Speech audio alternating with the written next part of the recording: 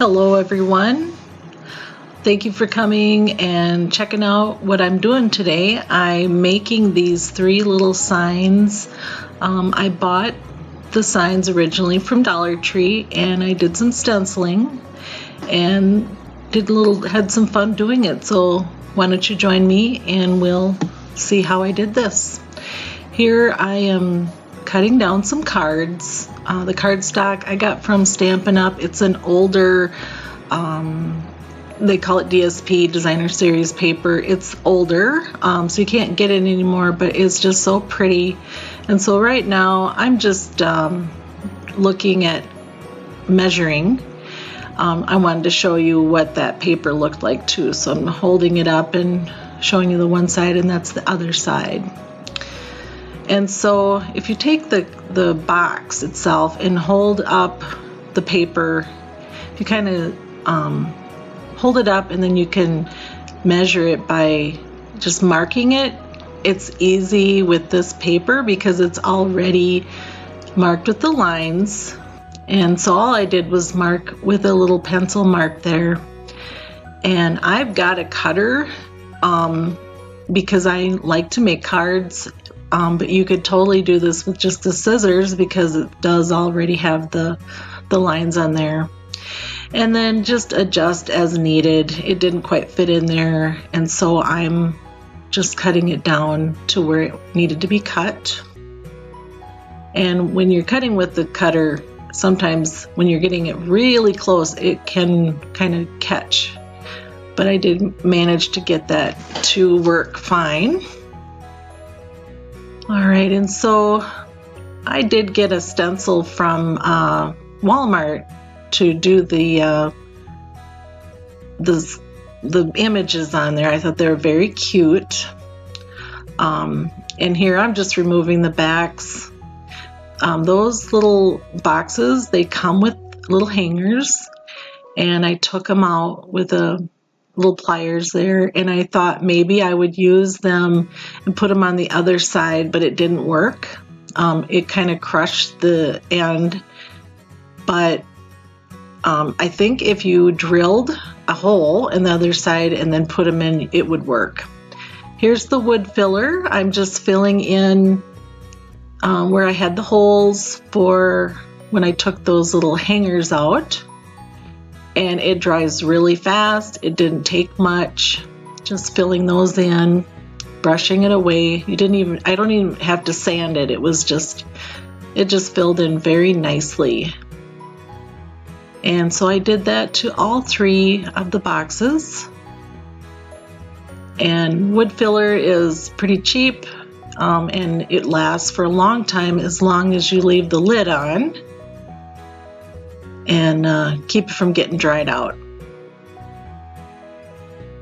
And if you wanted, you wouldn't have to necessarily do that, but I just wanted to give it a little finishing touch. And then I've got some Dixie Belle chalk paint. It would not matter what kind of chalk paint, or even if it is chalk paint, acrylic paint would work fine. Just wanted to freshen up those insides and put some paint in there. And then I did all of the boxes, and I did all of the interior edges there, and I did paint on top of where you'll see, yep, like that.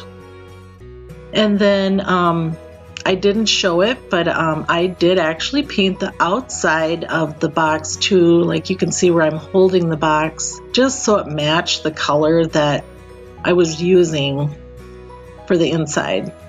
And it was white, but I wanted to make it look a little brighter and match everything. So just finishing up the painting here. All right, and then I had this black paint. Anything would do. This is an acrylic paint, and this is where I did the stenciling. I'm going to show you the cow that I stenciled, but what I ended up doing is I actually used a lot of marker in this as well, and it's because the stencil is quite thick, and there are little areas that your brush is not able to get into. And I actually switched the technique and I went to a sponge and used the sponge to bring in the black ink, and then I touched up with my Sharpie marker.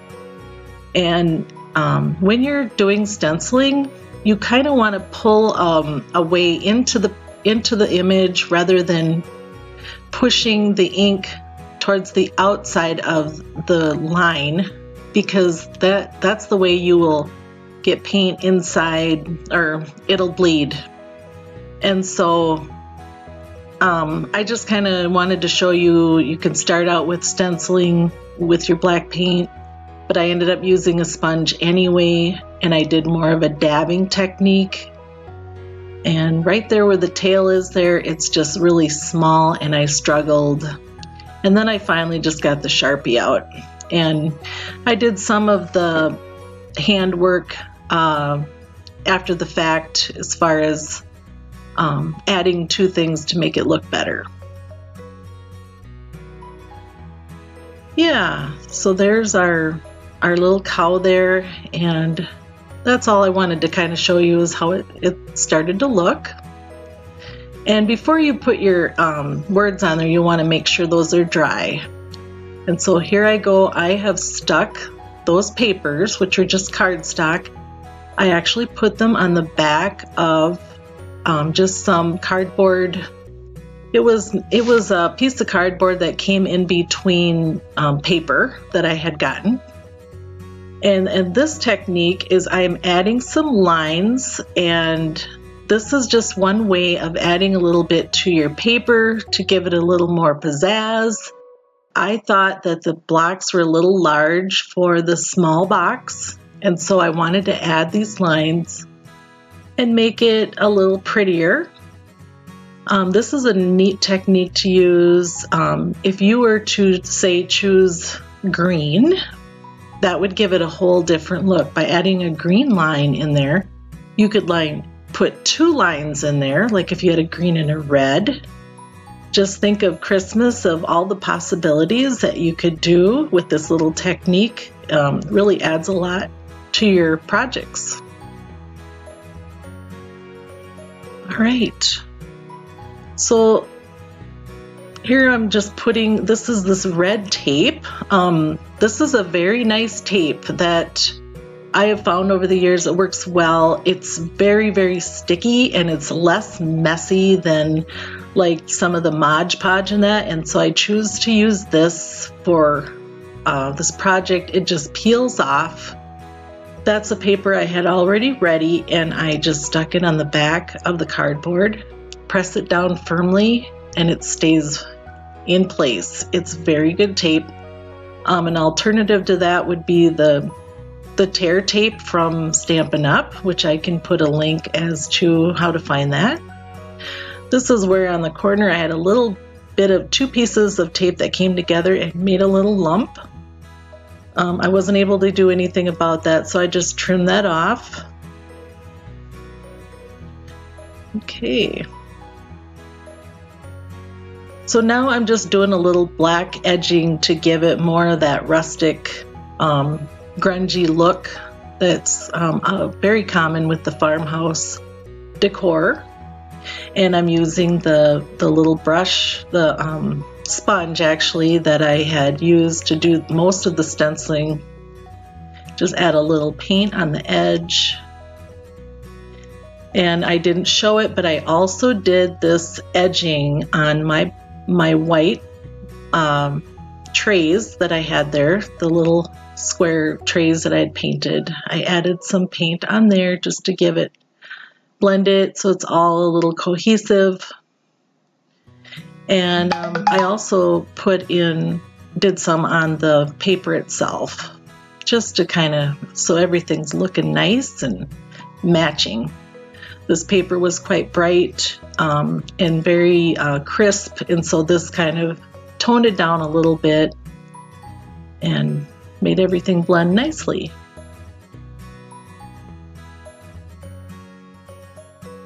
All right. So now I have put some of this sticky tape, this red tape on the back. Just to show you again, it just peels off. You just grab the edge, peel it away, and it's nice and sticky. And then you're not going to have any air bubbles and stuff like that, like sometimes you will with Mod Podge. So just peel that away, and it works for paper and this kind of stuff. Not for everything, but it does work nicely for this kind of a project where it's paper and like the cardboard and things like that. So I've just slipped it in there, and then you just press it down firmly, and it just sits in there very nicely. No air bubbles. Then I have a product, these are called dimensionals, and this is something that card makers use, and it's actually going to give it a raised look. Card makers use this a lot with things that you want to pop up in your card making. And so this kind of sets it up so it's kind of a little bit more, it's more displayed so you can see it better. I don't know, it's just not as flat, and it does make quite a difference. So on this little piggy one, I've already got those on the back, and so on my rooster, I'll show you how we can put those on, and then I can show you there's adhesive on both sides, and you just want to put it down like I'm doing here. And then you take and peel off the little top. Yep, and it's sticky.